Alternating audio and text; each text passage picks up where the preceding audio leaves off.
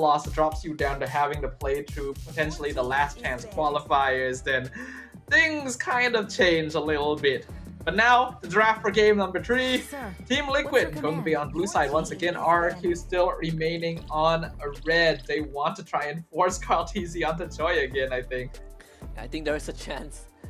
Even the Hilda, right, they banned it out, which actually caused plenty of problems. And again, I felt like going into game two, the approach was different with Sanford on this Hilda, and I thought that RRQ Hoshi had it under control, but once that fell apart, this Hilda was just all over the entire map. And for the third time in a row, both teams remained on the same side. So the priorities are set pretty clear. RRQ Hoshi, they want that gotcha pick opportunity on the red side.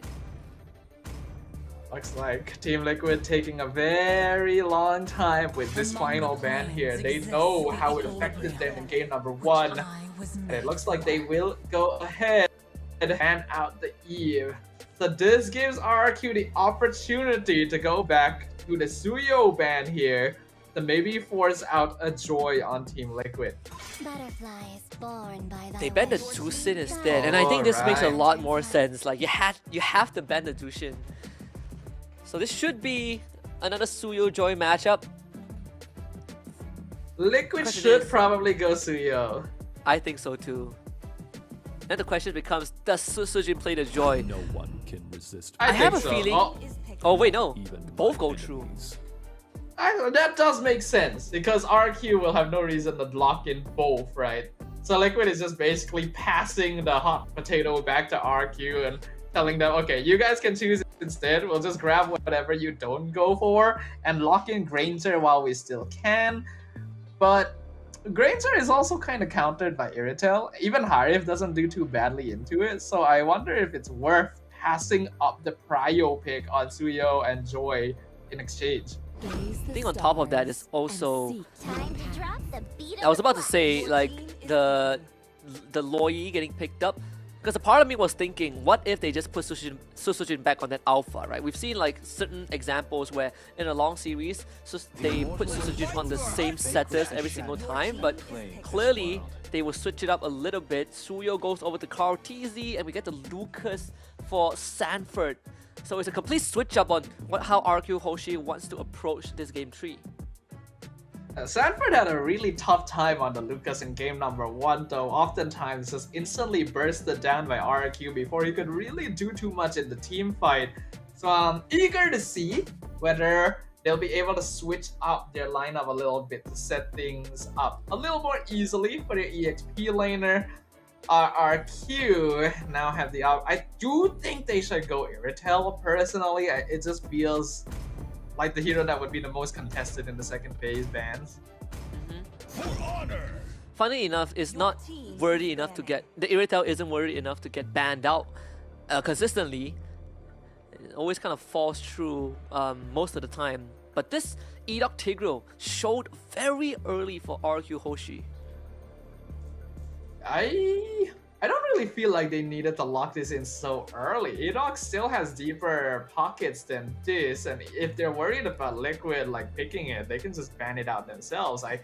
I still personally feel like going for the goal laner would have been a more solid option, but it's like RQ wants to go for a bit of a comfort pick at themselves, and well, if you diversion the Tigreal into the backline, that can be pretty dangerous too.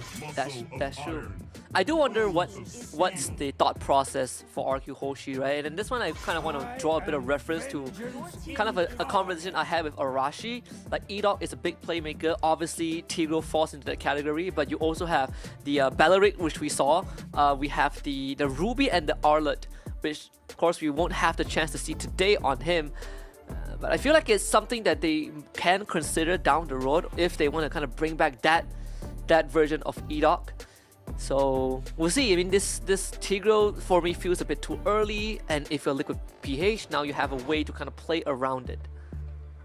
I am a little sad that we don't get to see Ruby anymore. There was a time where got to see it a lot. I'm a fan of the hero, one of my favorites, so it's a bit sad to no longer have her around, but it's obvious that she no longer offers the durability that a frontliner really needs in this current meta, despite the amount of CC that she provides. So it is understandable why we don't get to see too much of those types of heroes anymore.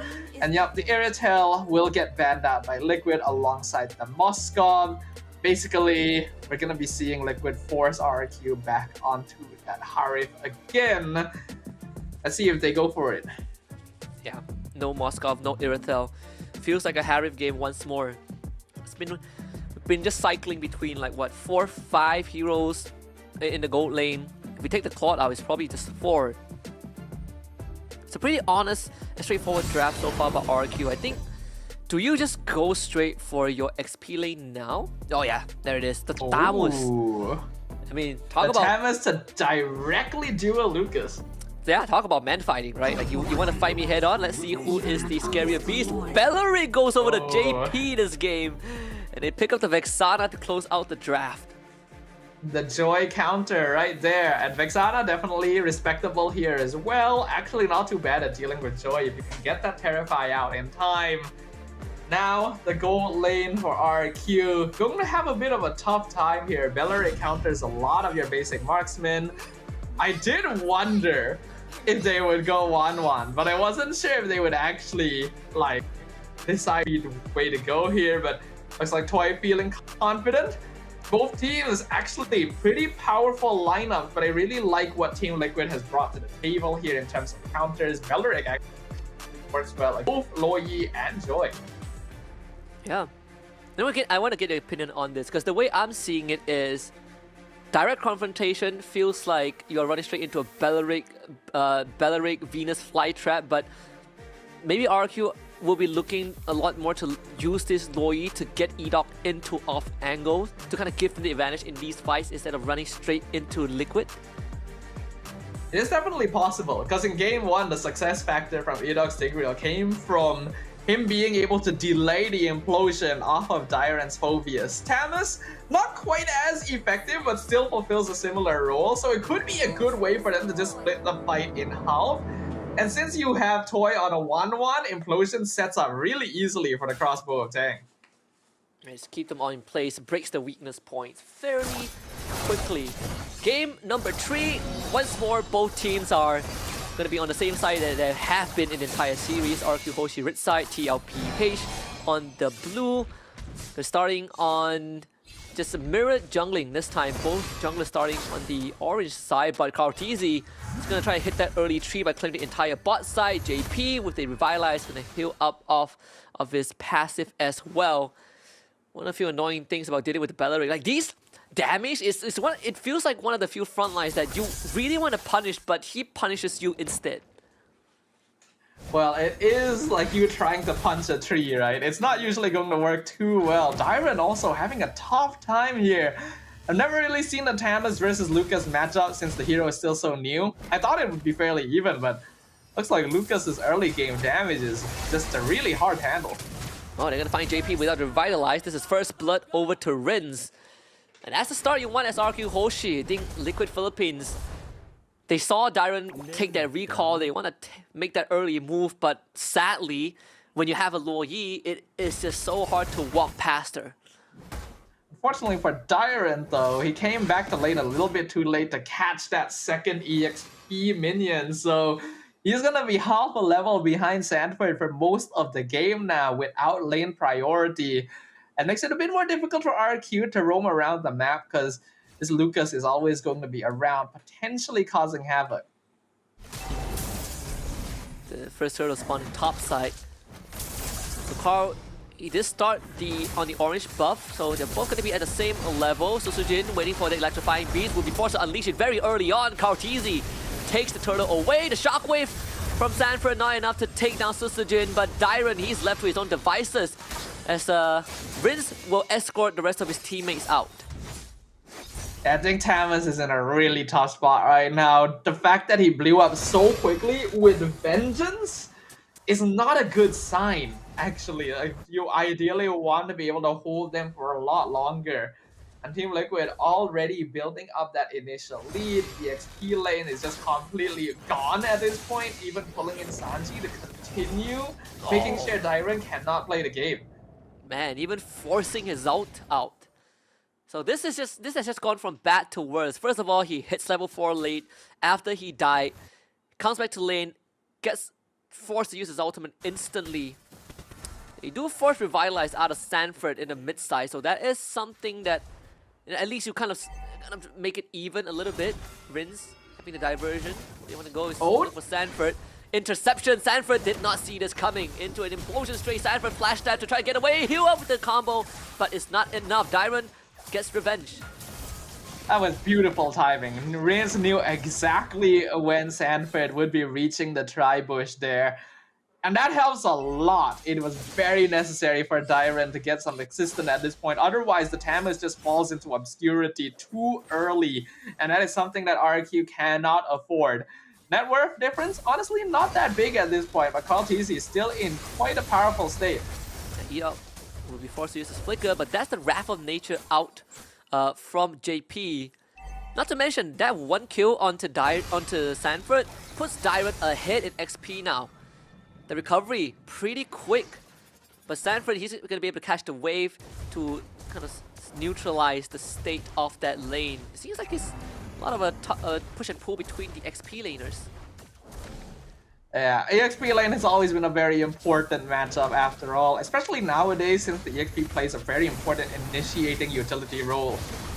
Well, Susujin looking for Turtle again. Once more, it's KarlTzy gets the objective. Susujin will be forced to retreat, and Dyron is going to be caught out once more. Flash stab on top of him. Sanford sticking on the Dyron like glue. Dyron tries to fight this, but the flash combo. Ouch. And Sanji to help him out takes him out. Yuktzy purifies, tries to back off with the Rondo, will make himself safe.